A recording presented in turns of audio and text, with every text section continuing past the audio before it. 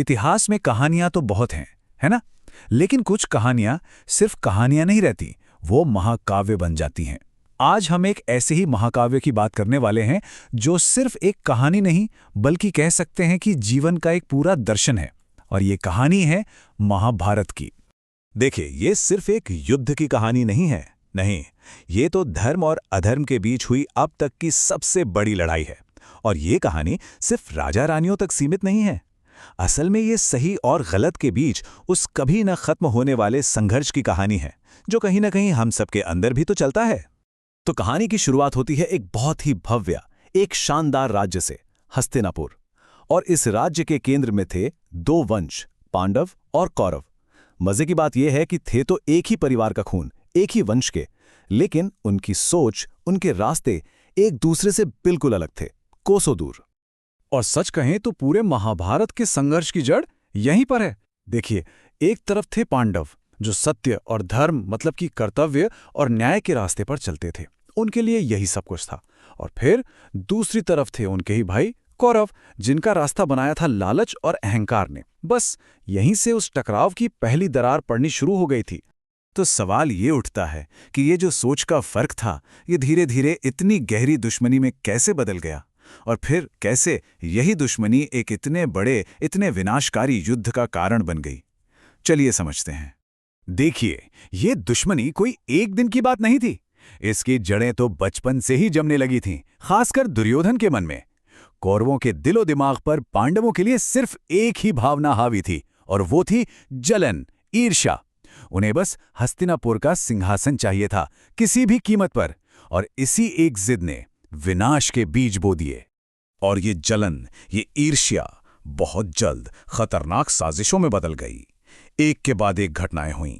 पहले पांडवों को जिंदा जलाने के लिए लाक्षागृह में आग लगा दी गई। फिर जब वो किसी तरह बच निकले तो उन्हें धोखे से, छल से, जुए के खेल में हराया गया। एक ऐसा खेल जहां वो अपना राजपाट, अपनी आजादी, सब कुछ हार गए। और फिर हुआ वो जिसने सच में सारी हदें पार कर दी। भरी सभा में द्रौपदी का अपमान। बस यही था वो पल, वो पॉइंट ऑफ नो रिटर्न। यहां से वापसी का कोई भी रास्ता नहीं बचा था। द्रौपदी का अपमान वो एक चिंगारी थी जिसने पूरे साम्राज्य में आग लगा दी। सुलह की, समझौते की सारी बातें खत्म, सारे दरवाजे बंद हो चुके थे। अब हवा में सिर्फ एक ही आवाज गूंज रही थी, युद्ध। और फिर वो दिन आ ही गया। शुरू हुआ इतिहास का सबसे भयानक, सबसे बड़ा युद्ध, कुरुक्षेत्र का महायुद्ध। ये सिर्फ जमीन का टुकड़ा नहीं था जहां लड़ाई हो रही थी, ये तो रिश्तों का रणक्षेत्र बन चुका था। और ये युद्ध कितने दिन चला? पूरे 18 दिन। सोचिए, 18 दिन तक लगातार चलने वाला युद्ध, जिसमें अनगिनत जानें गईं, और शायद मानवता ने अपना सबसे बड़ा विनाश देखा। पर जानते हैं, इस युद्ध की सबसे बड़ी, सबसे दुखद बात क्या थी? ये कि आमने सामने दो सेनाएं तो थीं, लेकिन दोनों तरफ अपने ही लोग थे, अपने ही रिश्तेदार। कोई गुरु था, कोई भाई था, कोई पितामह था, सब एक दूसरे के खिलाफ हथियार उठाए खड़े थे। और इसी भयानक मंजर को देखकर अर्जुन, जो उस युग के सबसे महान, सबसे बड़े योद्धा माने जाते थे, उनका दिल दहल गया, उनका मन कांप गया। जब उन्होंने सामने दुश्मन की सेना में अपने ही गुरु, अपने ही भाइयों, अपने प्रियजनों को खड़ा देखा, तो उनका लड़ने का जो संकल्प था वो टूट गया। उन्होंने अपने हथियार नीचे रख दिए।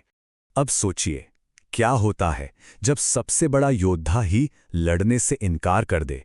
जब वो इंसान जो धर्म की रक्षा के लिए खड़ा है, वही अपने कर्तव्य के रास्ते से भटक जाए, क्या होगा? बस यहीं पर कहानी एक ऐसा मोड़ लेती है जो सब कुछ बदल देता है।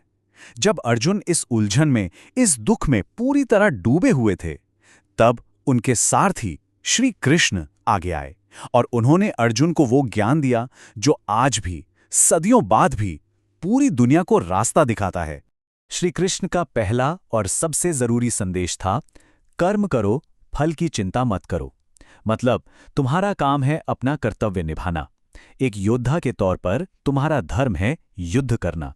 नतीजा क्या होगा, क्या नहीं होगा, वो तुम्हारे हाथ में नहीं है। तुम बस अपना काम करो, अपना धर्म निभाओ। उन्होंने ये भी समझाया कि जो होता है वो अच्छे के लिए होता है। ये एक बहुत ही गहरी बात है। ये हमें सिखाता है कि जीवन में जो भी उतार चढ़ाव आते हैं उन्हें स्वीकार करो और इस बात पर भरोसा रखो कि हर चीज के पीछे एक बड़ी वजह होती है। तो श्री कृष्ण ने युद्ध के मैदान में अर्जुन को जो ये दिव्य ज्ञान दिया, वही आज भगवत गीता के नाम से जाना जाता है। और ये सिर्फ लड़ाई के लिए दिया गया कोई उपदेश नहीं है, ये तो जीवन जीने की एक पूरी कला है, एक पूरा गाइड बुक है। इस ज्ञान को पाने के बाद अर्जुन की सारी उलझन दूर हो गई। उन्होंने फिर से अपने हथियार उठाए और धर्म की स्थापना के लिए युद्ध किया। तो चलिए अब देखते हैं कि इस युद्ध का आखिर अंजाम क्या हुआ और हमें इससे असली सीख क्या मिली। पूरे 18 दिनों के उस भयानक युद्ध के बाद आखिरकार कौरव हार गए। अधर्म का राज खत्म हुआ और धर्म की जीत हुई, न्याय की स्थापना हुई। लेकिन एक बहुत बड़ा लेकिन था। इस युद्ध ने उनसे सब कुछ छीन लिया था। जीत तो मिल गई, पर जीत के बाद पांडव बिल्कुल अकेले रह गए थे। उन्होंने राज्य तो हासिल कर लिया, लेकिन इस लड़ाई में अपने सारे प्रियजनों को खो दिया। ये एक ऐसी जीत थी जिसकी कीमत बहुत बहुत भारी थी।